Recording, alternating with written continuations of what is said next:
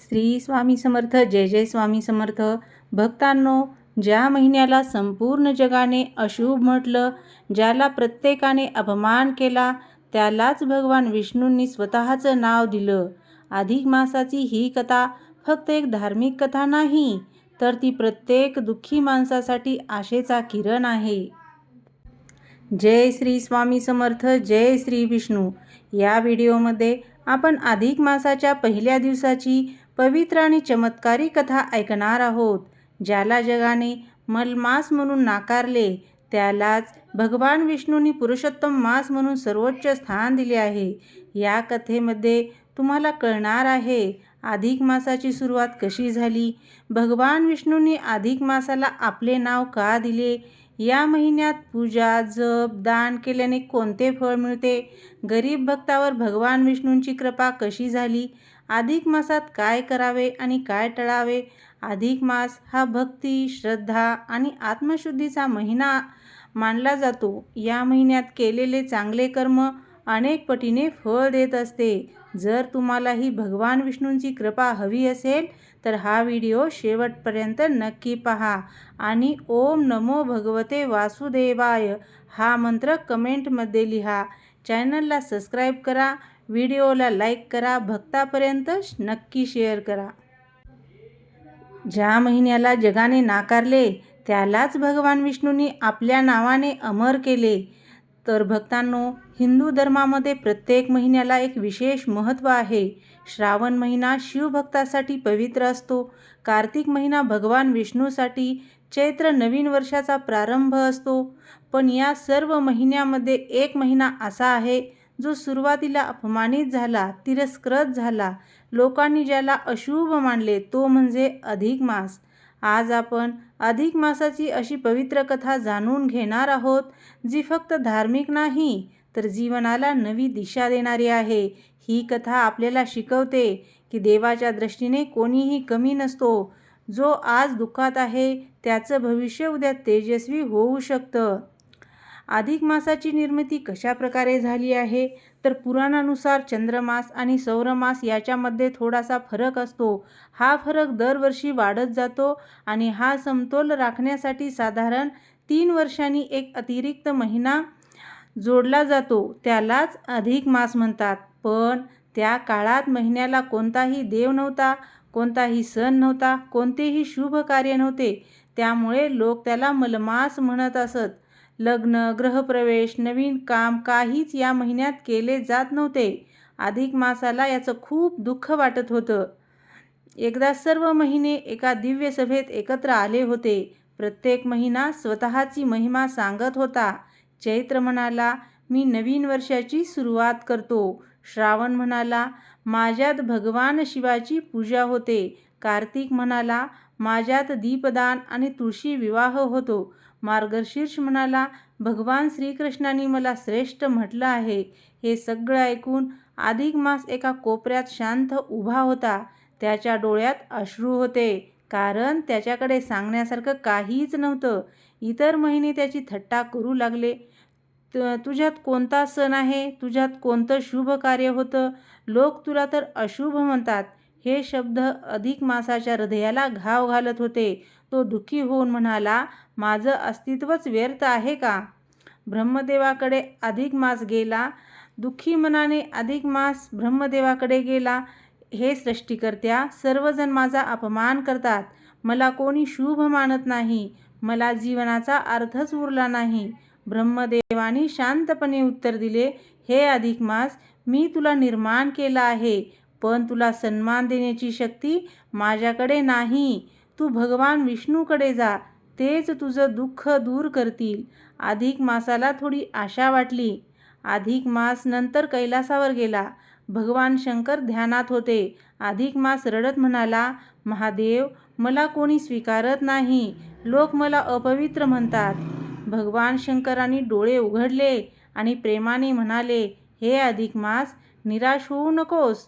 जो खऱ्या मनाने देवाकडे जातो त्याला देव कधीच रिकाम्या हाताने पाठवत नाही. तू वैकुंठात भगवान विष्णूंकडे जा. नंतर अधिक मास वैकुंठात पोहोचला. तिथे दिव्य प्रकाश होता. भगवान विष्णू शेषनागावर विराजमान होते. माता लक्ष्मी त्यांच्या चरणी बसल्या होत्या. अधिक मास भगवानांच्या चरणी पडला आणि रडू लागला. प्रभू, मला कोणी मान देत नाही. लोक मला मलमास म्हणतात. माझ्यात कोणतंही शुभ कार्य होत नाही. मी खूप दुःखी आहे प्रभू. भगवान विष्णूंनी त्याला उठवलं आणि जवळ घेतलं. त्यांच्या डोळ्यात करुणा होती. भगवान म्हणाले, हे अधिक मास, दुःखी होऊ नकोस. आजपासून तू एक सामान्य महिना राहणार नाहीस. संपूर्ण वैकुंठ शांत झालं. भगवान पुढे म्हणाले, मी तुला माझं स्वतःचं नाव देतो. आता तू पुरुषोत्तम मास म्हणून ओळखला जाशील. जसा मी सर्वश्रेष्ठ आहे, तसाच तूही सर्व महिन्यामध्ये श्रेष्ठ मानला जाशील. हे ऐकताच अधिक मासाच्या डोळ्यात आनंदाश्रू आले. भगवान विष्णूंनी पुढे सांगितलं, जो भक्त या महिन्यात श्रद्धेने माझी पूजा करेल, त्याचे अनेक जन्मांचे पाप नष्ट होतील. या महिन्यात केलेला एक जप 1000 जपांच्या समान फळ देईल. जो गरिबाला अन्नदान करेल, त्याच्याच घरात अन्नाची कमतरता भासणार नाही. जो तुळशी पूजन करेल, त्याच्या जीवनात सुख आणि शांती येईल. जो गीता वाचेल आणि विष्णू सहस्रनाम म्हणेल, त्याला माझी विशेष कृपा मिळेल. देवानी पुष्पवृष्टी केली. संपूर्ण वैकुंठात आनंदोत्सव झाला. त्या दिवसापासून अधिक मास पुरुषोत्तम मास म्हणून पवित्र मानला जाऊ लागला. एक भक्ताची गरीब कथा आहे. एका गरीब भक्ताची कथा आहे. एका गावात एक गरीब ब्राह्मण राहत होता.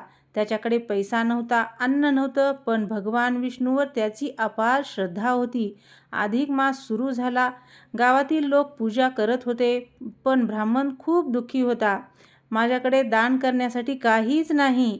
त्याची पत्नी म्हणाली, आपल्याकडे श्रद्धा आहे ना, तीच सर्वात मोठी पूजा आहे. दोघांनी रोज सकाळी स्नान करून भगवान विष्णूंचं नामस्मरण केलं. ओम नमो भगवते वासुदेवाय.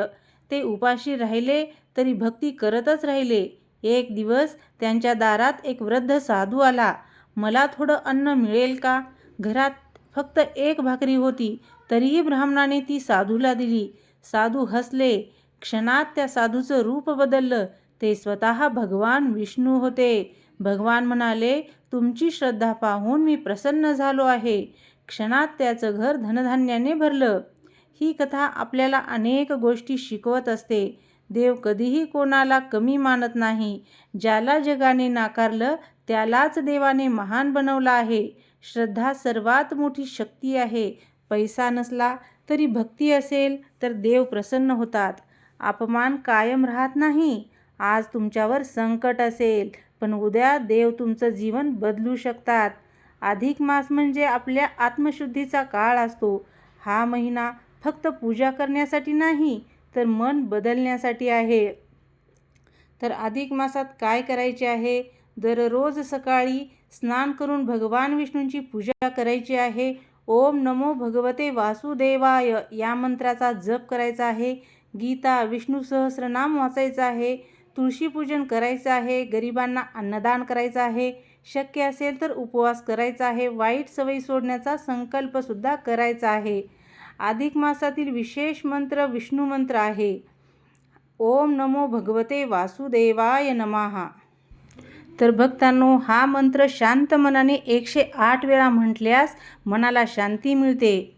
भक्तांनो, अधिक मासाची ही कथा फक्त एका महिन्याची गोष्ट नाही, ती प्रत्येक त्या व्यक्तीची कथा आहे, ज्याला आयुष्यात कधी ना कधी कमी लेखलं गेलं आहे. जर आज तुमच्यावर दुःख असेल, जर लोक तुमचा अपमान करत असतील, जर तुम्हाला असं वाटत असेल की तुमचं जीवन निरर्थक आहे, तर ही कथा लक्षात ठेवा. ज्याला संपूर्ण जगाने मलमास म्हणून नाकारलं, त्यालाच भगवान विष्णूंनी पुरुषोत्तम बनवलं. म्हणून स्वतःवरचा विश्वास कधीही सोडू नका. भगवान विष्णूवर श्रद्धा ठेवा, भक्ती करा, चांगले कर्म करा, कारण देवाच्या दरबारात उशीर होतो, पण अन्याय कधीच होत नाही. श्री स्वामी समर्थ. जय जय स्वामी समर्थ.